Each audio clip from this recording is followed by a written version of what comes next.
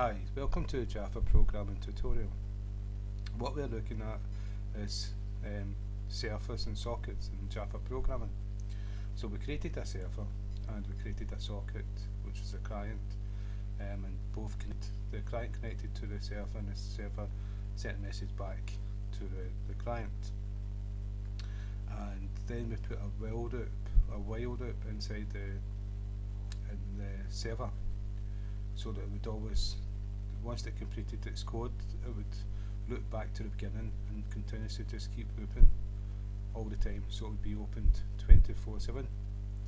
And so when we ran the server class, it would not stop until we stopped it or there was some kind of problem. And so how we done that was we used a while loop.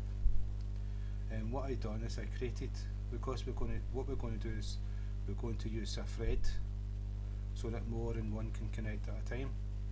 We've not went into threads, but we're going to go into threads, but this is just to cover the threads for using for a server. And I created a class and we called it Runnable class, and what we've done is we've used implements Runnable. Now implements Runnable, there's two ways of doing a thread in Java. One is to extend the thread class, and another one is to implement the Runnable interface. Now the thread class has a run method inside it, and when you implement the Runnable, you've got to implement this run method, and so any code that's inside the run method will be executed as a thread. So there's the run method, and what I've done is I cut and paste the code from the server class in the last tutorial. I put it into the run method, and so when we create the thread and pass it this class, instance of this class, this code will be executed as part of a thread. And so if I go back to the server, I cut and paste all that out, and so all I need to do now is make an instance of this class. So Runnable class, and we said RC equals new Runnable class. Now we've got an instance of it, and so I created an instance of the thread class. So thread, we could do it all in one line, but we've done it in two lines here. Thread tr equals new thread, and we pass the method, the class that has the Runnable run method in it. And so what we're doing is we're passing this whole class, and the thread will actually execute the run method inside this class. And what we all need to do is just start it, tr.start, and all the code from the Runnable class will be executed. And so if I run the program, run server,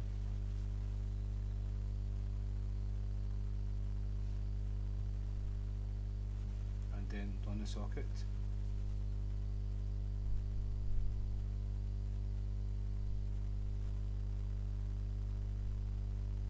it's taking its time. Yeah, and so it's connected. Hi there, and I'll run it again, socket again.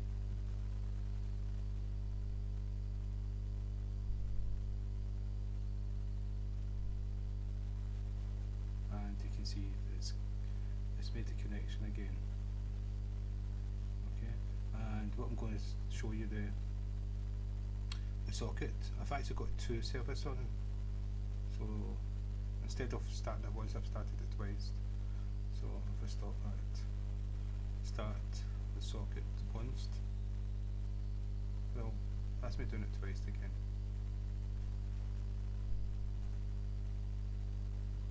Stop.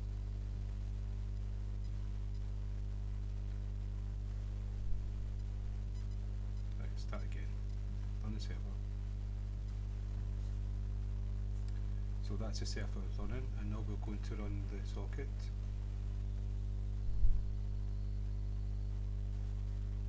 And you can see it's connected. If we run the socket again,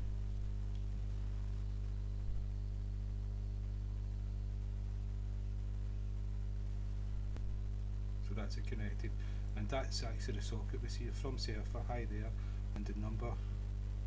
If we run the socket again, that's a server, it's going to go back to the socket, I think, yeah, a different number.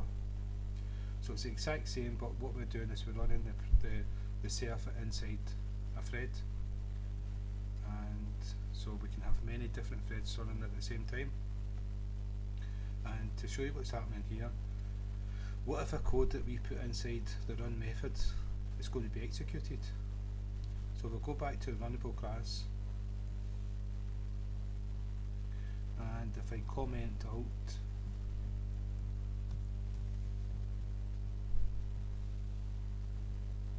all the code inside the Runnable class, that's all been commented out, so it's no longer going to be executed.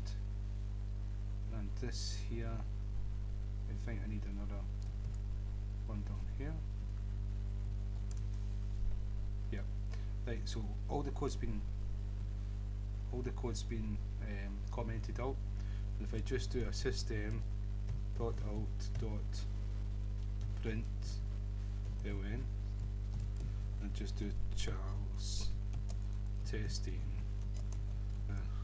run method in the thread. So now if we run server, it's no longer a server, it's just going to execute. I'll show you. The thread is going to be executed, it's going to start the thread, and it's just going to print out what I typed there. And so if I run the server, it's no longer a server because we changed the code. And that thread executed the code that's inside run. So any code that you put inside run will be executed in the thread. And you can have many different threads running at the same time with different code. So you can have a file that's reading, you can have a thread that's reading information from a file, testing, searching for certain keywords or something like that.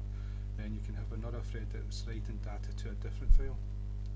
Then you can have another thread that's taking input from the user, and all these programs are working at the same time, and that's what you use threads for.